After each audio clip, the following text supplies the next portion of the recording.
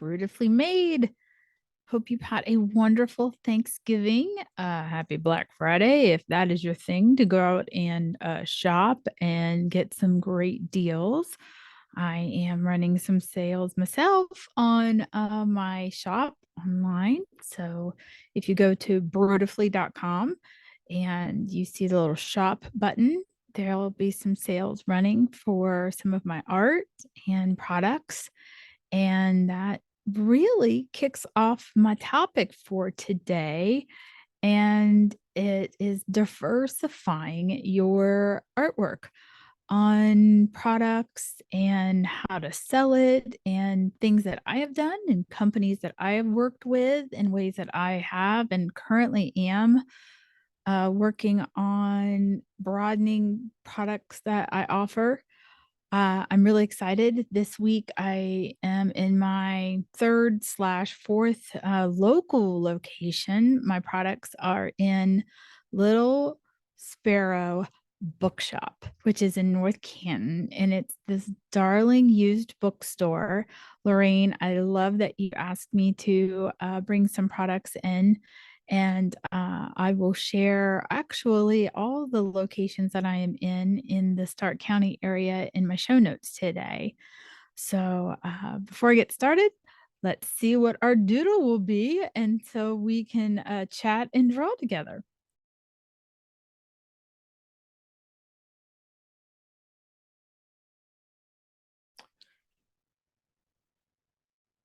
Our handy dandy want to draw has selected your college mascot, spelled with a K, skydiving.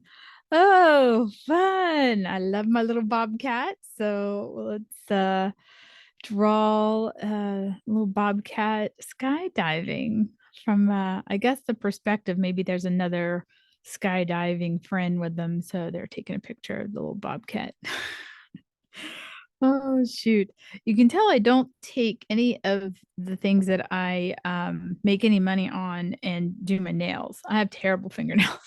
I wish I had the really fancy schmancy nails. So when you see my hands drawing, that they were really pretty, but they're not. I wash my hands way too much during the day from painting and doing things.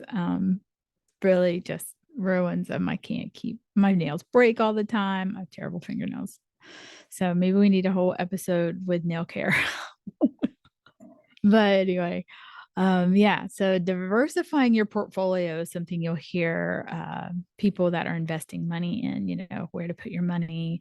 And so I feel like it's a good subject to talk about when you're talking about investing your time in your artwork and how you monetize or offer your art to hopefully build a business for yourself if that's what you're interested in. I like to mix it up, and I do a lot of projects for a donation too. That's just part of my makeup. My heart is just always, if I can do something and contribute my talent and my time, I love doing that. So I really try to find organizations that mean a lot to me and that I've, tried to support in the past with donations, even if it was my own money or time, volunteering. If I can do something with my artwork, I love doing that. Recently, we just were at the Red Cross fundraiser and I got to draw. I'm sorry. Yeah, I did I drew and then painted a reindeer. And it was a 3 foot by 4 foot piece of art that I animated. Yeah, it was augmented reality. It was a lot of fun. And that raised a lot of money. It was actually the biggest silent auction seller, which blew my mind. I can't get over that sometimes when things like that happen. It just means like, oh, I did something that will help others. And it just makes me so happy. So, and my husband made a beautiful wooden flag, an American flag, and they auctioned that off too. And that did really well. So that was just really, it meant a lot to us that we were able to give back in that way. So when I try to create pieces that I can sell, there's a lot of things that I want to do to offer it to multiple people because I'm just not in a position that I can feel like I have either the time or the money to invest in materials to make only original art. I'm not there yet. I would love to be, but I'm not. So when I create a piece, I try to photograph it out in natural light, or scan it or create it in a way that I can replicate it through multiple venues online. So I know when I first started selling anything online, I want to say it was like 2010. I'm always learning something new that they're offering, so that's really nice. But yeah, it's pretty cool to take your product or your images and your artwork and offer it on products. And you can also collaborate. There's a lot of other artists that offer opportunities to where your artwork can be sold through their avenues. I have a great friend. She has a card shop, Blueberry Road, and she has cards and gifts and magnets and all kinds of cute things for like stationery stores. And so she is offered to allow me have a couple designs in her card shop. And she sells on Fair, and Fair is a wholesale opportunity. So if you own a store, you can sign up with Fair and you can find all kinds of artists and people that offer very unique things for your location, and you can order it wholesale. Or if you are an artist, you could reach out to these people and say, I make this and I can offer it at this price and you can buy them from me. And that is what Miss Brenda does. And Brenda Olson Art and her Blueberry Road line. I'm very excited that next year I'll have a couple of designs in her card shop. So I'm super super proud to know her and very excited about having the opportunity to have my stuff on her greeting card line. So anxious to I think I want to draw a couple new things. She picked out a few things from my portfolio, which I love that she did that. But I love her heart and I love that she wants to collaborate. So you never know what you'll get to do with another artist. So, keep in mind that they're looking to diversify what they offer, and it can be a win-win for both of you to support one another. So if you are a sculptor and you want to sculpt something different that nobody's doing, and you have an artist friend, let's say, that has a great eye for animals, maybe you collaborate with that person to do a line of like dog dishes or treat bowls or canisters. Who knows? And then it's both of your names on it and you're both promoting it. And that's huge. That does so much for both of you. So just keep in mind that you can diversify through collaboration, which, my gosh, that's like one of my favorite things to do. I love that.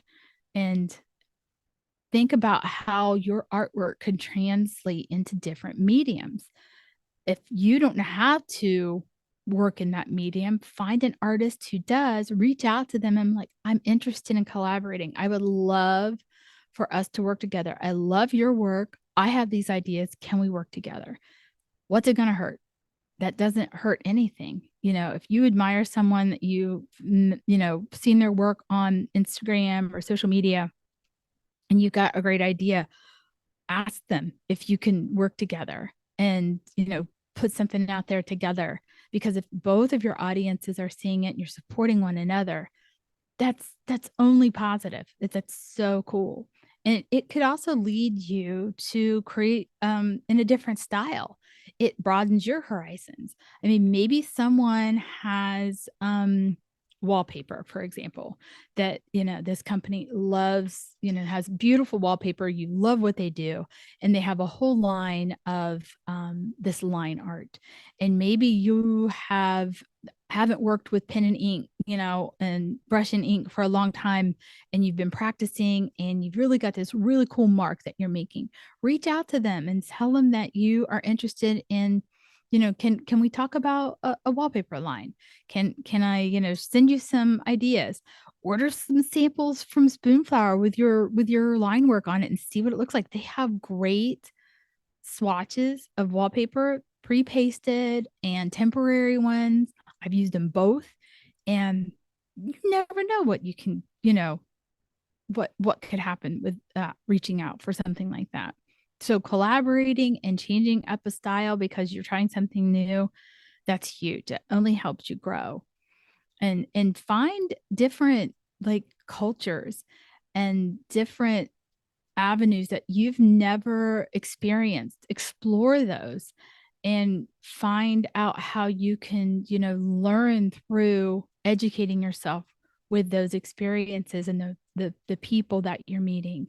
And I know our area has so many different celebrations with different cultures, and it is wonderful to meet people through those events and find out how you can have a new, art experience through learning and growing by educating yourself with new cultures and experiences. So try to open your mind to doing something new through that. And I know my art communities, it's growing. There's new collaborations, there's new galleries that are opening up, there's new organizations that are developing, and it's really exciting because it's supporting so many different types of art and levels of art and people that have been making for years, and it's allowing new people in like me. And I love that. I love seeing that develop. And I think that the more that you put yourself out there, I know sometimes it's really scary to do that, and you're not going to get accepted into everything, but it's okay. It's such a learning curve to hear feedback. Remember the last episode? And growing with the communities that are developing. So be sure that you are reaching out and participating as much as you can. And today, when I was taking a look back into all the things that I have done this year, I just really do have so much gratitude for the local aspect. I was just talking about this with a group, my art group that I'm in, my mastermind that I'm in, and I just felt like, yeah, I'm doing really well locally, and I need to expand. But I am just so grateful for the outpouring of local support and love that I have had this year, especially. It's just grown leaps and bounds, and I'm just so grateful for that. And it's also opened my eyes up to some new subjects. As I was going into the latest store, she's looking over everything, and Lorian was just like, I want you to design something for the North Canton region. And I would love to. And I said, I've been trying to, and I've kind of stuck on what the subject matters. And then we start talking and we're brainstorming together. And I'm like, oh my gosh, you have just opened my eyes on like what I can do. And she's like, I have a folder of ideas. I'm going to send them to you. It was just like, oh my goodness, the subject matter just came to me as I was talking to her. So it was so cool to like have that happen organically and just by her requesting it. So I'm really excited to be working on a new design for that. And there's so many different avenues to take your I guess traditional work and turn them around through technology. So like I said, you can, if you don't have like a DSLR camera, use your phone. Phone cameras are really good. Use natural light, take pictures of your stuff, crop it really well, crop it interestingly. Maybe you've got a portrait of something that's really cool, and maybe you only did like half the face, and that would make a really cool like dress, or it'd make a really cool throw. Who knows? Experiment with, taking that into a program and, cropping it and putting it on product. Who knows what it will turn into? So don't be afraid to take your traditional work and play with it a little bit and elevate it in new ways. And there are so many different things that you can sell your stuff on. I just need to quickly just talk about all the kinds of products. It's so daunting to think about how many things that you can put that on. And again, I've had so many people talk to me about, okay, we got to scale back because I have some of my designs on everything from sneakers to pajamas to clothing, not just t-shirts. I mean, like all over print, hoodies and shirts, dress shirts, scarves. Oh gosh, puzzles, towels, blankets. I'm telling you everything. So let's just talk about, some of the things that your designs can go on. Of course, don't forget about apparel, t-shirts and hoodies. I've got stuff on leggings. Those are a lot of fun. Totally look into putting your stuff on wearables because people love promoting and wearing original art and local art. So love home decor. My gosh, I sell a lot of blankets, throws, pillows, wall art, of course, but tapestries, like pieces that hang like banners. Those are huge, especially during the holidays. I've got those, and those do really well. And like flags, garden flags, outdoor banners, things like that. Those are a lot of fun. Phone cases are huge, still big. It's hard to niche down what ones to offer. That's why the print on demand service is so nice because they're selecting all of the current ones and then they put your art on those. So I don't put them in my Shopify store. There's just too many, but I can have them on like Redbubble and then they put it on the case that's chosen. So that's kind of helpful. Stationery is just like a no brainer. Make custom calendars, notebooks, journals. I just did journals and pens with my Ohio floral design for the bookstore, and they turned out so pretty. Just stickers, washi tape. Oh gosh, clear stickers, decals, bumper stickers. Oh my goodness, all kinds of like iPad covers and stuff. There's just so many things, just so pretty. Of course, you've got all your drinkware, all your mugs, tumblers, um, even kids sippy cups. I mean, just there's so many different things for the kitchen. Plates are beautiful. A little snack or candy dishes, stuff like that. Canisters. Again, posters are huge. Art prints. You can do beautiful canvases, wrap canvases. Your stuff printed directly on canvases. I've done tons of those. I've done a lot of art and put it on huge canvases to make sure your stuff is like a really big pixel, a DPI. I mean, so those are always popular. I use different resources. There's tons online. Like I said, you can use Shutterfly and stuff, but there's easy canvas prints, canvas champs. There's different Snapfish. There's lots of resources out there for canvases. I know Guten and Printify also has them. Um, Tote bags, those are huge. I sell a lot of large, medium, and small tote bags, purses, accessory bags, vegan leather purses. Oh my gosh. Um, all kinds of travel accessories. Those are all really, really big. And then again, I have my stuff on sneakers. I have high tops, I have low tops, slippers, all kinds of footwear. And that's a lot of fun to see your artwork on footwear. And so that's another avenue.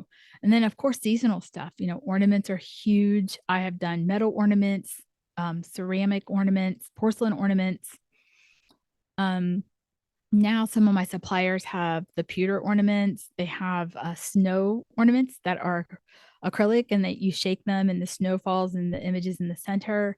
It's just almost limitless. It's amazing what has opened up when it comes to print on demand and items that you can put your artwork on to sell. And then it's up to you. It is just, you promoting that, you sharing it, the avenues to sell it, TikTok, you can have a TikTok shop that integrates with Shopify. And, there's different, you have to have quantities on your stuff for TikTok. So a lot of my print on demand stuff, I don't have to have a quantity because I don't have a quantity. You can, it's limitless, however many they would have in stock. And So if there's things that you want to sell on TikTok, you have to say there's 50 of these. They won't let you put it on there as a limitless. So keep that in mind if that's something you're wanting to integrate for TikTok. And then I just had a friend who did something pretty awesome. I've talked about Dave Sherrill from Arrowhead Goods, and he's Dave Ruins Art, and he partnered with Poshmark and Goodwill, and he loves doing thrifting, and we all love thrifting, and he takes especially like the motel art is what he calls it, and puts in pop culture characters and things like that. But he painted clothes and shoes and purses, and sharing that live through Poshmark and was selling it. And that was so much fun. I was at his live event. So that was a lot of fun to watch him do that. And I got a pair of shoes. I can't wait to get them. But you can upcycle things with your artwork on it.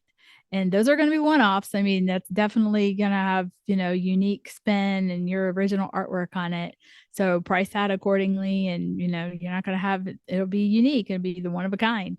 But yeah, I painted on coats and sold those during the farmer's market, and denim and like khaki army jackets and stuff like that. And I used to paint my kids denim when they were in high school, and all the mascots were down the legs and things like that. And when the girls were little, I would make their clothes and be like big sister, little sister, and then like hand paint stuff. So I've painted on clothes for a long time, but there's a lot that you can do really unique with that. So just wanted to give you some ideas on, it doesn't have to just be on canvas and paper. Your artwork can really support what your dreams are. Just think outside the box with it and diversify your portfolio. And I hope that kind of helps also have other people appreciate about, a different level of what they could obtain your work on, because it does help you, especially if you've spent a lot of time on a piece and maybe it's not affordable for somebody if it was an original, but then if they can get a print of it and they're happy to share your work, why not? Think about that. So thanks again. I just wanted to make sure that I said happy holidays. Thanksgiving was just yesterday. And I am grateful for all of you for following me along in my journey, and hope you like my little bobcat here. And I've never skydived. My daughter has, and I don't know if I ever would, but this was cute. This was fun. So take care. Have a wonderful weekend. And I will talk to you next time, all you beautifully made folks out there. Take care. Have a great weekend. Bye.